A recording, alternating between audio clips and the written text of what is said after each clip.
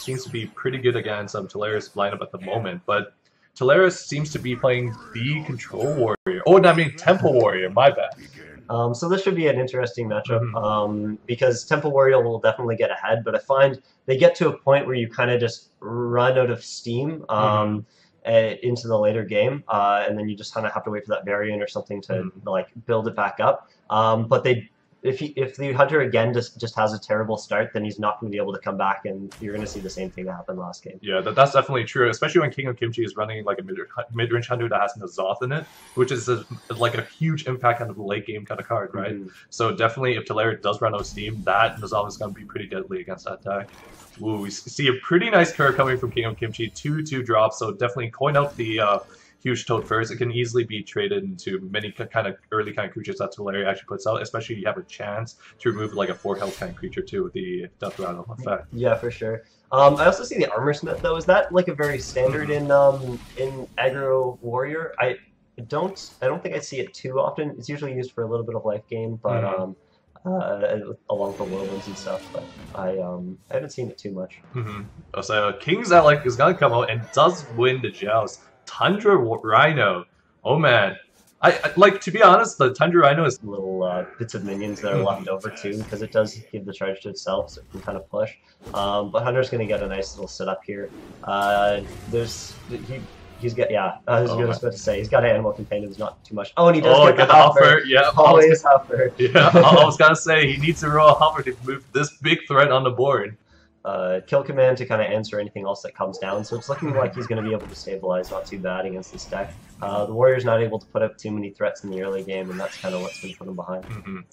I like the kill command here. It doesn't necessarily need to go face. You do have a late game, so you're not like you don't feel too bad using the burst damage and just using. You get your 3 cards, and you're like, oh man, all these are so good, and you know you have to pick the most situational, but you throw away such powerful cards. Yeah. And any of the longer games, which I'm surprised in like just like with armor and card draw, and just it's so awkward.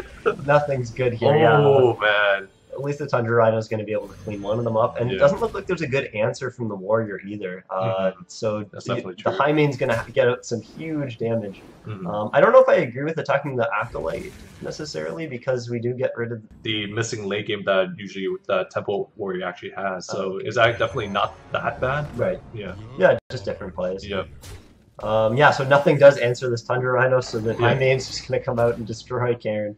And also I'm surprised he didn't clean up the Armor Smith beforehand. That was a slight misplay, but 1 armor hopefully doesn't mean the game for him.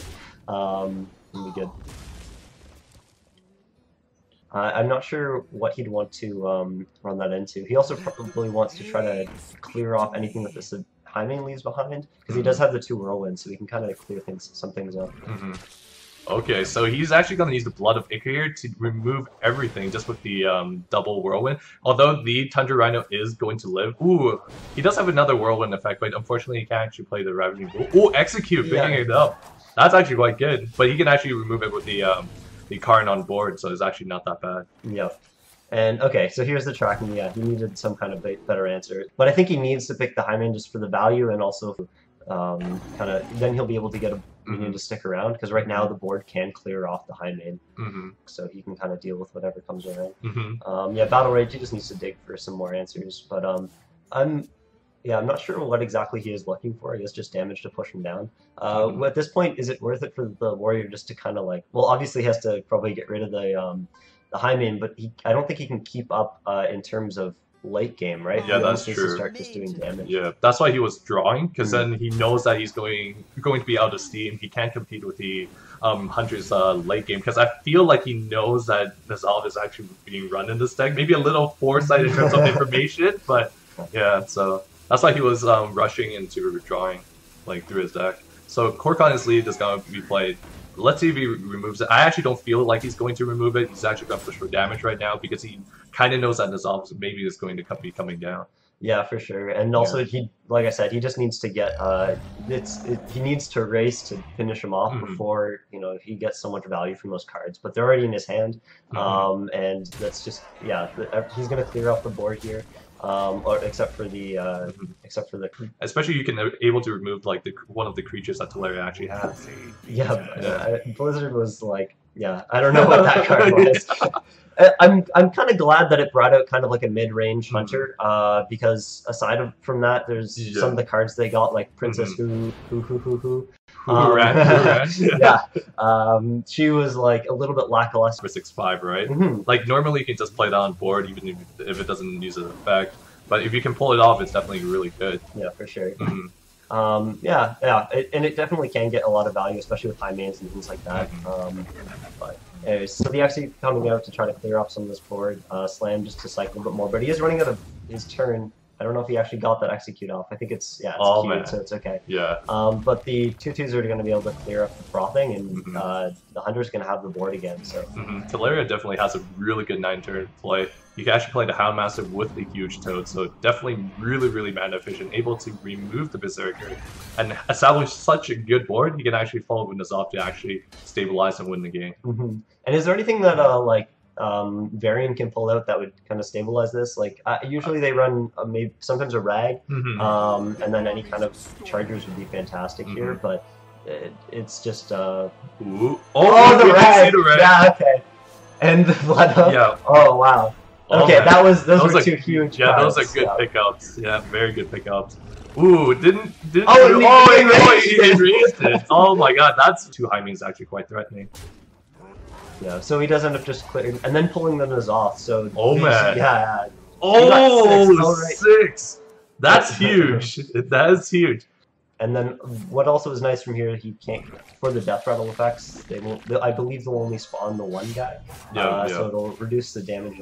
The death rattles a little bit, but still pretty terrifying. Yeah, it's definitely really terrifying. So yeah, Varian's the only thing that you can trade right now. It's definitely a lot of minions. Okay, so he is going to use like whirlwind effects, like double whirlwind effect, but we're still looking at a really large amount of damage coming from KingOfKimchi. 11. Let's see what Reg snipes in the face. So that's not what he's looking for. Yeah, he needed to clear from minion just to keep the damage, but then hero power, and then that's 11, 14, 16, right? Yeah, so 16 points of damage. Off can survive another turn, or risk surviving another turn. Ooh, I wouldn't feel too bad like just trading up the board and just playing the 2 creatures in KingOfKimchi's hand. He is really mana efficient, and these things are actually really sticky too. Yeah, for sure. And if he picks up any kind of kill commands or anything, like hold this back. I think we did see the executes as well. So it's going to be hard for him to bring any kind of tempo back to this field or take back the board with anything. We did see Tolaria using the Fire War Axe to the face. It's definitely reasonable rather than just clearing something because he is running out of damage. He is definitely low on cards right now. There's very few cards. Oh my god! He plays that before it even did. Oh man! Oh yeah, that was huge. He played it so fast there was a graphical glitch. That was insane. Yeah. A very insane kind of top deck. I could definitely say KingOfKimchi is really ahead and definitely most likely going to take this game too. So let's see what he picks up. Bro! Oh my god! What's wrong? Oh my god! Oh my god, that was so close. Oh man! Wow. Luckily I didn't call that he was actually absolutely going to win.